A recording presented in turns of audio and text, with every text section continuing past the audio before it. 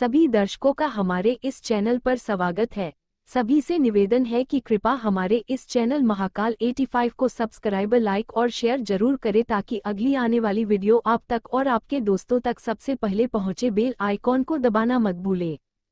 चलो जानते हैं कि शिवलिंग पर जल चढ़ाते समय आपका मुंह किस तरफ होना चाहिए। जल चढ़ाने के लिए कौन सा पात्र सही है और पूजा करते समय किन नियमों का करना होता है पालन, जानिए इस वीडियो में। हिंदू शास्त्र में हर पूजा विधि के अपने अलग नियम होते हैं।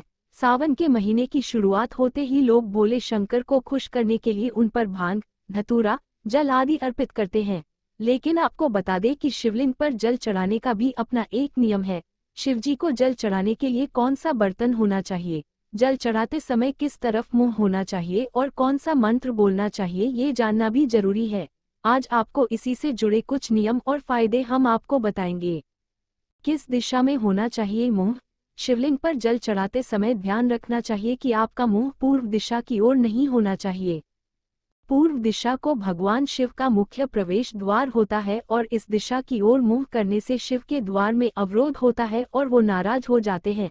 ध्यान रहे कि जल देते समय आपका मुंह उत्तर दिशा की ओर हो, क्योंकि उत्तर दिशा को शिवजी का बायां अंग माना जाता है जो मां पार्वती को समर्पित है। इस दिशा की ओर मुंह करके जल अर्पित करने से भगवान शिव और मां पार्वती दोनों की कृपा प्राप्त होती है। कभी भी भगवान की पीठ की तरफ खड़े होकर न पूजा करनी चाहिए और न ही जल चढ़ाना चाहिए। किस पात्र का करें इस्तेमाल। शिवजी को जल चढ़ाते समय ध्यान रखें कि जल हमेशा कलश से ही चढ़ाएं। शिवजी का अभिषेक करने के लिए तांबे का पात्र सबसे अच्छा माना जाता है। कांसे या चांदी के पात्र से अभिषेक करना भी शुभ माना जाता है।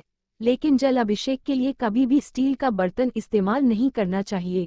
लेकिन याद रहे कि तांबे के बर्तन से कभी भी दूध का अभिषेक नहीं करना चाहिए, क्योंकि ये अशुभ माना जाता है।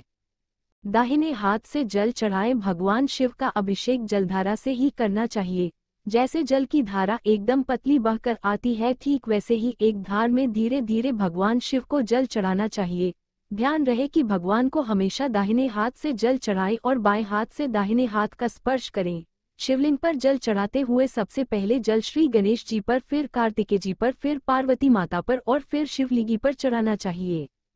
शिवलिंग में जल चढ़ाते समय कभी भी तुलसी का इस्तेमाल न करें।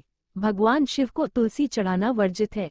शिवलिंग में जल चढ़ाने के बाद पूरी परिक्रमा नहीं करनी चाहिए, क्योंकि जो जल अर्पित किया जाता है वह पवित्र हो जाता है। ऐसे में उस जल को लांघना अशुभ माना जाता है। आशा करते हैं कि आपको हमारे द्वारा बताई गई जानकारी अच्छी लगी हो। धन्यवाद। आपका दिन शुभ हो। जय महाकाल, जय मां आद्यशक्ति।